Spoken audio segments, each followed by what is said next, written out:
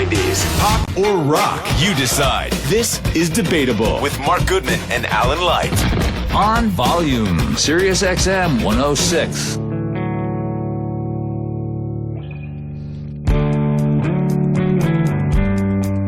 Greetings, everybody. Jim Shearer filling in for Mark Goodman with Alan Light. With Alan Light over here. And as promised, Pretty Reckless are here. As threatened. Yeah. Hello, hello. Supporting their brand new album, Who You Selling For? You guys play Terminal 5 tonight in New York City. We heard that everyone in the band has been sick or is sick or is getting sick. Not everyone. Can we have a health report? No, we have one healthy guy on the bus, and that's the bass player, Mark. Yep. So Mark is healthy, and I should point out that Mark is sitting away from everybody. He's between me and Alan. Sitting a separate side of the table. So how bad has it been? I mean, has this been carnage? I blame our bus driver, who's a very close friend of ours, so I can say, Brian, thank you for getting us all sick. It was an extensive stay, the sickness, and still lingering. Still lingering, but it's going away. So how do you now you've been slugging it out a little, for a little while on the road through these 3 records. Have you been, is everybody generally doing okay with touring life? Is the sickness a recurrent thing? Is the exhaustion catch up to you? Are you guys good about being out there? I think the change of the seasons thing always catches up to most people on tour, but usually. This was a harsh one. Yeah. We were in so many countries so quickly and stuff like that. So lots of time zone switches. Time zone switches. It's been kind of nonstop. So no sleep. Reacclimating to tour life after being in the studio for a year. Yeah.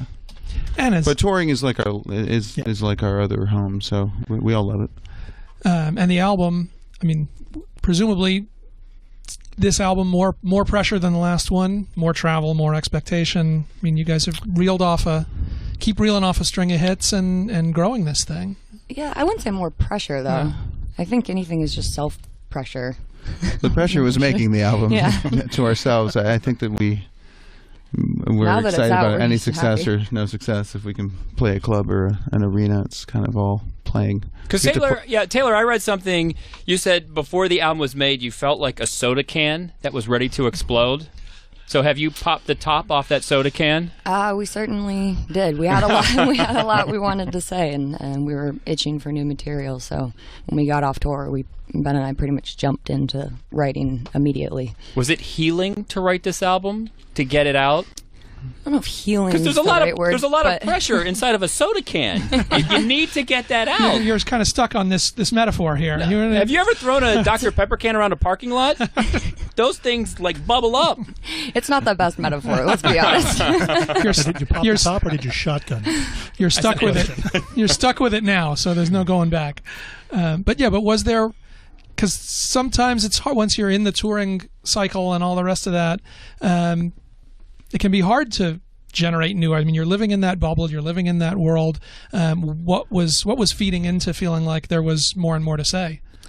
I think any time that when we are on the road, especially for us who write off the road, just because you don't have time on the road, writing is a lifestyle completely. It's overtaking. So to be able to do it is exciting. So once you immediately get off the road, you just write because it's what you want to do. So I'm with that. Right there's the difficulty is hoping that it's good songs as opposed to bad songs, but or that an idea comes at all, But like you're so ready I'm ready right now to do What about the bands that write on the road? They have a recording studio on the bus. See, I never understood that. I thought put all your energies into the live show, and then when you're done, then you do the album. I understand it. I think I don't. Everyone textures their life on the road differently. I think we tend to work a lot, and so we focus a lot on the playing. Yes. And so that becomes where we build our chops as musicians, and then off the road is where we build our chops as writers. But I think Noel Gallagher wrote What's the Story, Morning Glory on the road, and that worked out for him. So worked out for a while. But, talk about a soda can ready to explode. That one works. We are talking to the Pretty Reckless, playing tonight at Terminal 5 and running around in support of the Who You Sellin' For album.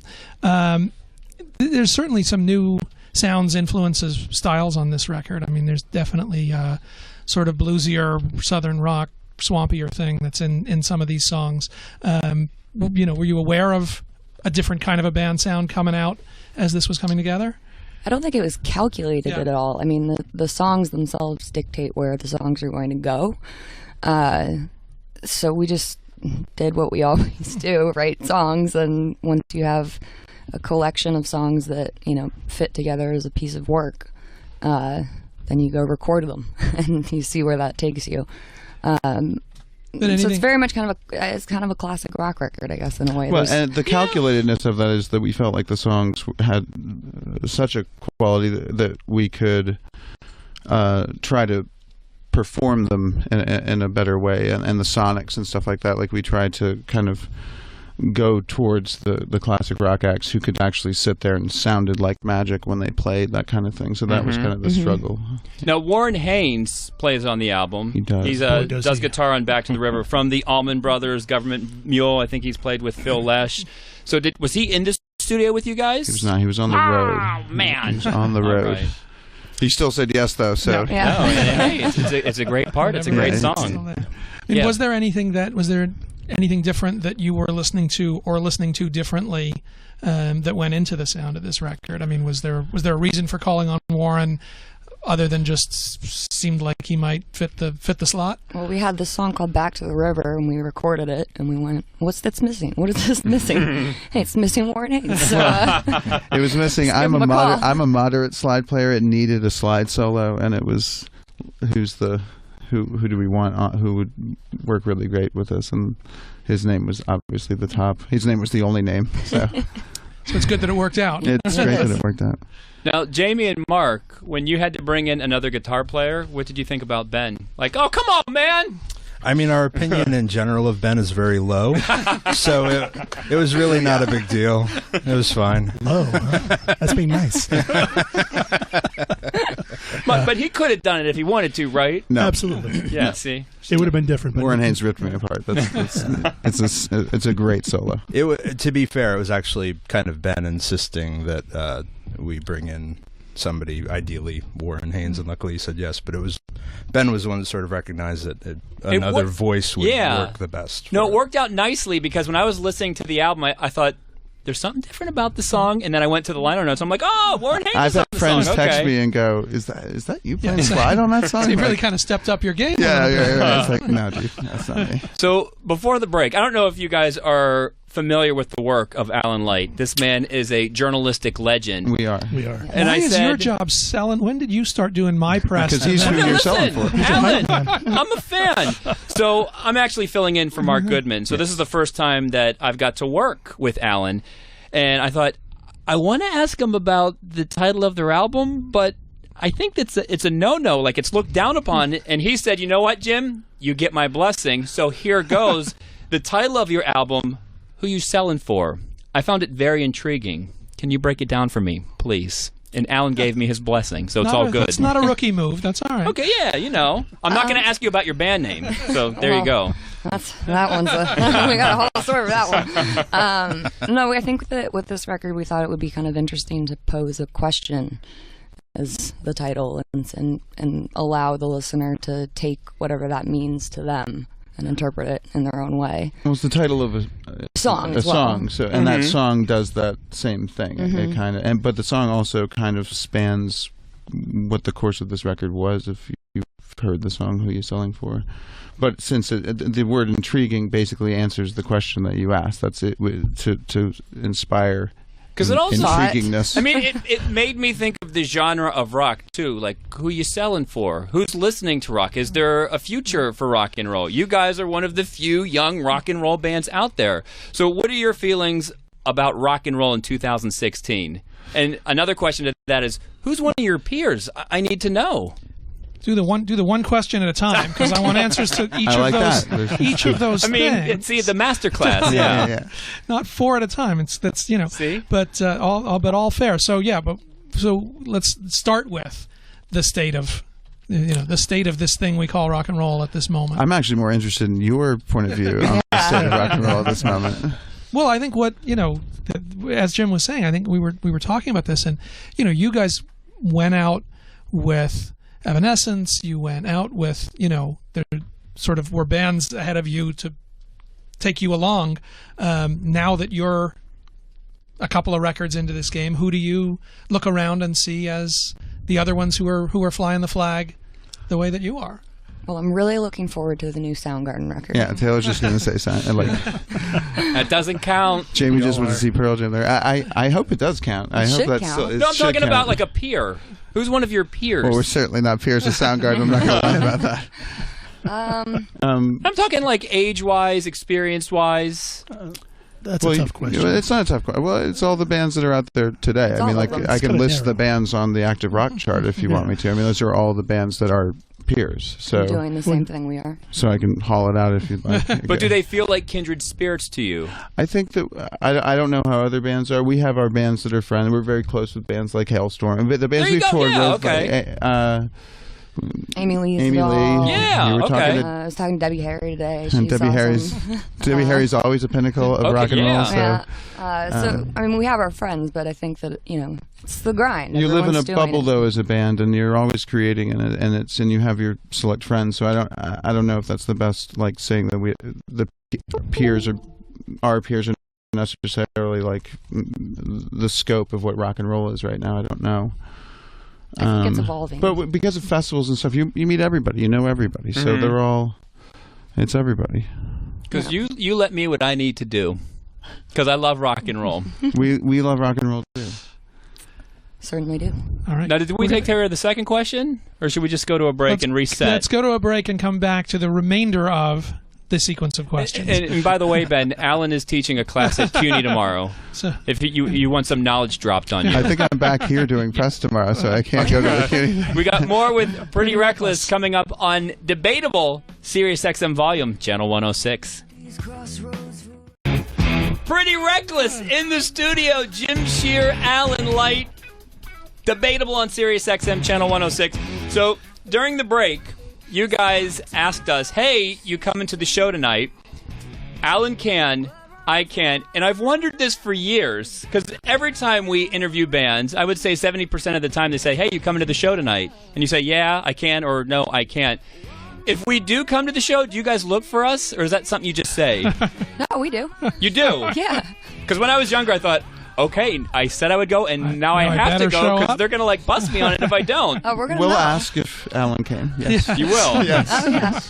Now, who puts his name on the guest list? One of these wonderful individuals our behind us. beloved Jessica over there. But I have to tell you, I've been hearing from Cliff Chen, Feld, president of your record company, Razor and Tie, for a while about this record coming out. I have to tell you that they've been very excited and very enthusiastic to have a new Pretty Reckless project coming out there. So They've been very supportive. return to the road we were going down prior to the break. Well, the crazy thing is, we were talking about the state of rock and roll, and you guys kind of shied away from it. But during the break, you gave us a whole segment, man. Well, moderately. I think that when you're doing this, it's like you're in the army. So you're in one battlefield in one country during a world war. And so really it's the generals and people who are looking at the whole state of it in order to answer that question correctly, which is why I posed it back to Alan, who might have a better concept from a different, from the fishbowl perspective that we have.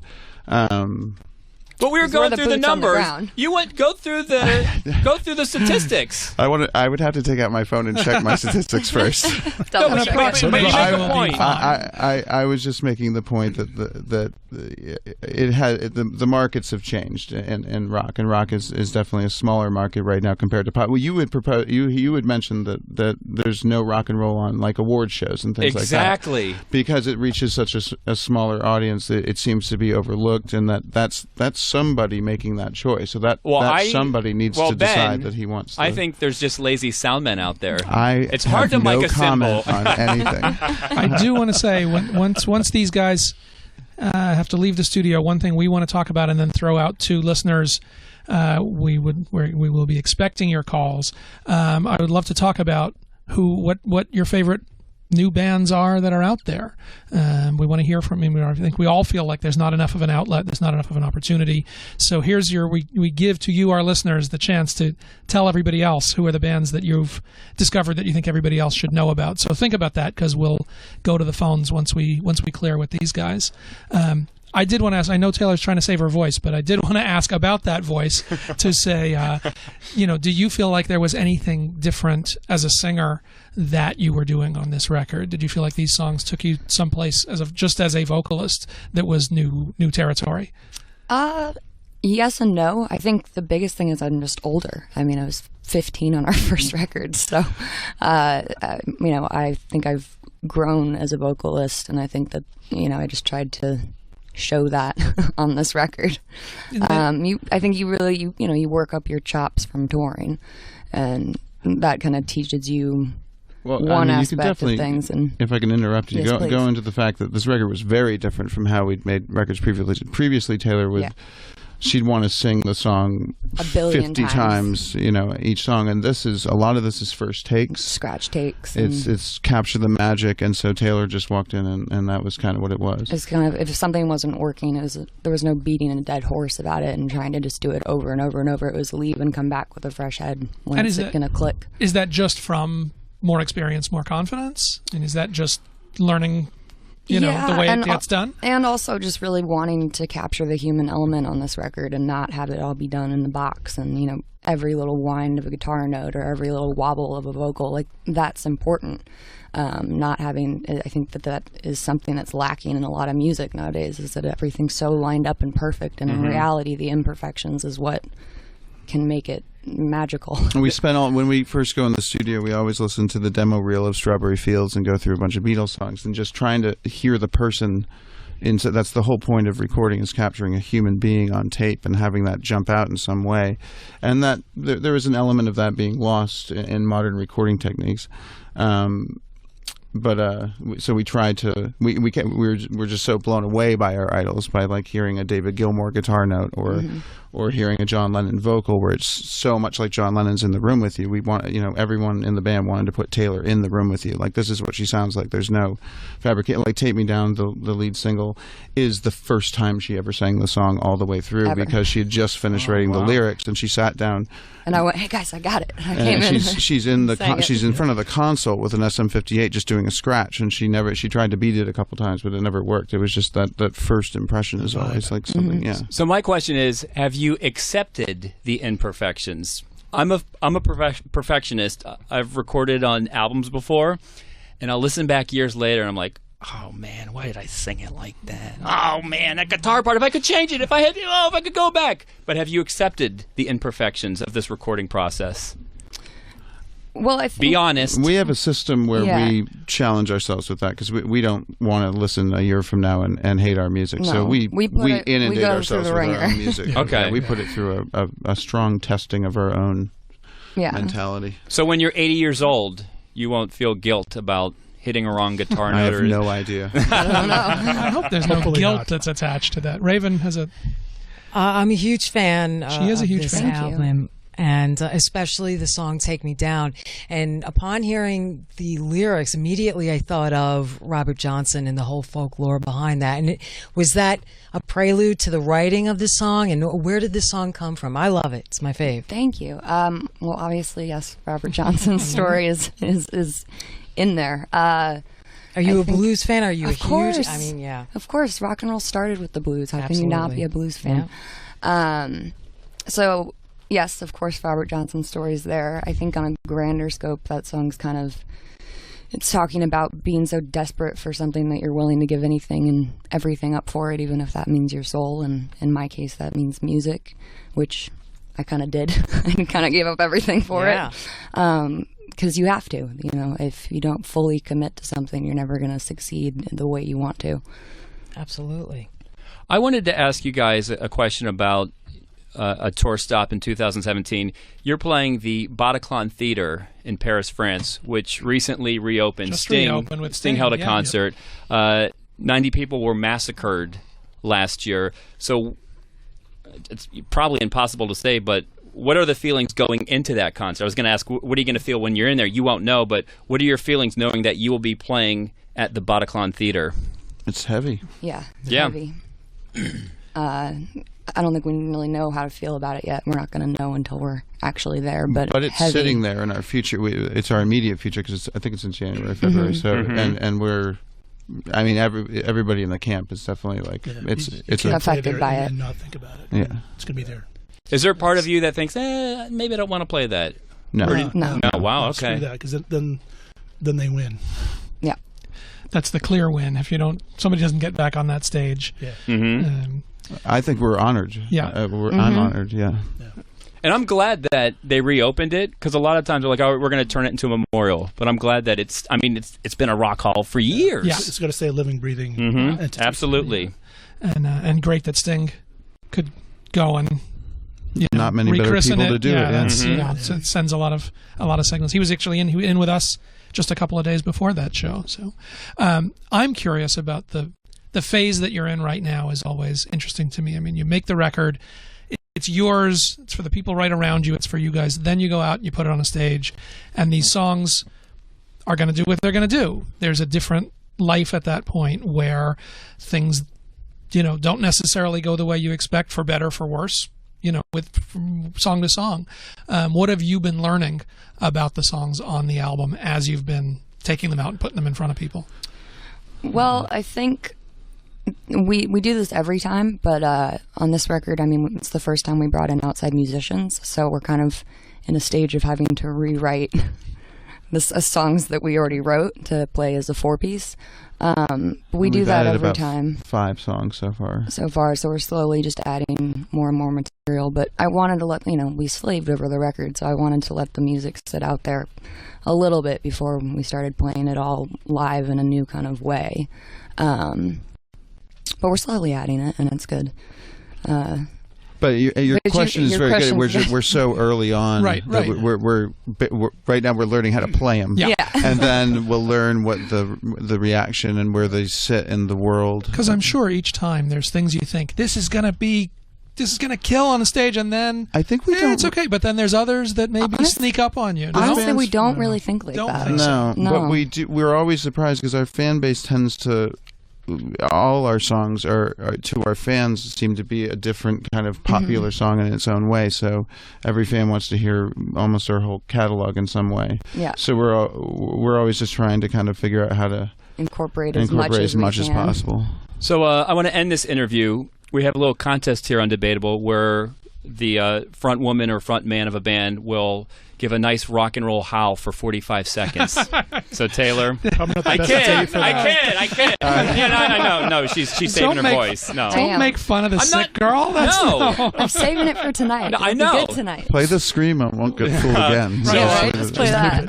Pretty Reckless, supporting their brand new album, Who You Selling For, and they will be playing Terminal 5 tonight in New York City. Let me say, these guys, if I get this right, the first 5 singles have all gone #1 on the rock charts, correct? That's where we are. First 4, so we're going for 5. Going for 5. These guys are still fighting the fight, waving the flag, keeping the flame. When we come back, we want to talk to all you guys about favorite new bands that are out there, and thank you guys so much for stopping by just a couple hours before a show. Thank you so much for having us. The number is 8446-VOLUME, or tweet us at SiriusXM-VOLUME. Jamie, Ben, Taylor, and Mark from Pretty Reckless, once again, thank you for coming in. Thank you so much. You are listening to Debatable on SiriusXM-VOLUME, channel 106.